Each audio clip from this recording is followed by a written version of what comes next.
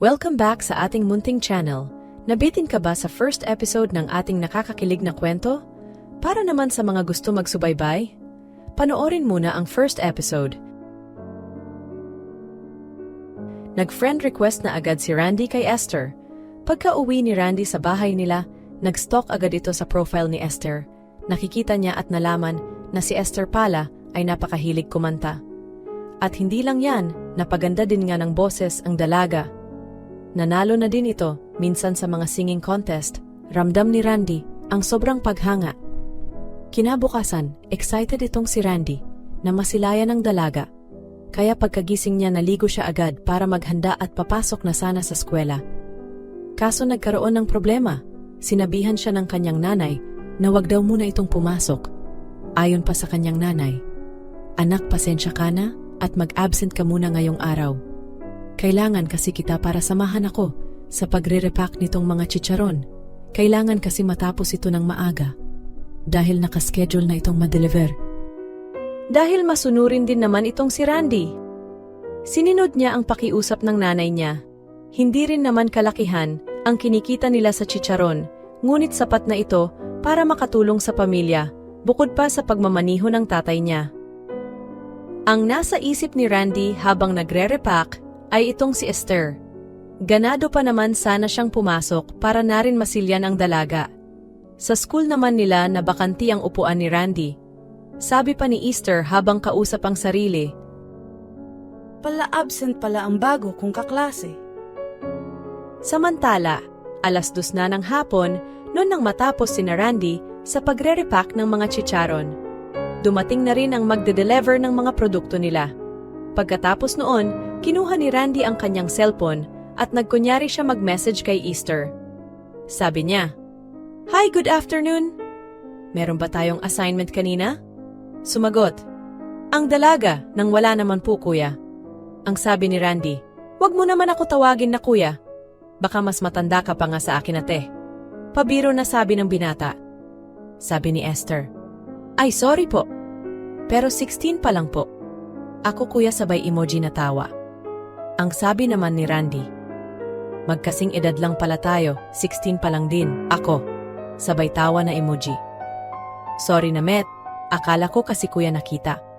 Ngunit imbes na ang e-type ni Esther ay tawa na emoji, ang napindot niya ay yung heart na emoji. Nagkaroon tuloy ang dahilan na kiligin itong si Randy. Sa sobrang saya niya, pinindot niya ang heart reaction.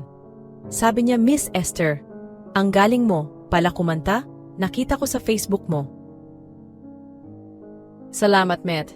Chat you later na lang muna. Andito na si ma'am at resume na ang klase. Reply na lang ako mamaya pagkatapos ng klase." Sabi ni Randy, "Oy Miss Esther, pakiusap. Wag mo naman sabihin nag-chat ako, nakakahiya sa classmate natin." "Okay." Yung lang din sagot ni Esther. Sobrang kilig ni Randy. Iniisip niya na sana maging mas close pa sila. Gumawa na siya ng mga plano para nagkaroon ng maraming reason makachat si Esther. Gabi ng at tapos na nagtanghalian sila Randy, nag-iisip siya ng dahilan para i-chat si Esther.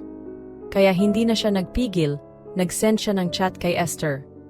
"Hi, kumusta po?" Ngunit scene lang ito ni Esther. Biglang nahiya si Randy, inisip niya na baka mali ng pasok ng text niya. Nag-scroll na lang siya sa Facebook. Dumaan ng 10 minuto. Biglang tumawag si Esther sa kanyang messenger. Dali-daling lumabas si Randy ng bahay at doon na niya ito sinagot sa labas ang tawag ni Esther. Hello. Kumusta kuya? Tumawag na ako kuya, hindi ako makatext. Nagbabalot kasi ako ng atsara para sa karenderya ni Tia Ason. Ganun ba? Busy ka pala, nakaabala pa tuloy ako. Ayos lang kuya, nagka-headset na ako para tuloy lang ang pagbalot ko ng atsara. Kuya na naman, sabi ng magkaedad lang tayo eh. Pag ako nainis tawagin kita, honey, sige ka. Grabe ka naman, bata pa tayo sa ganong tawagan.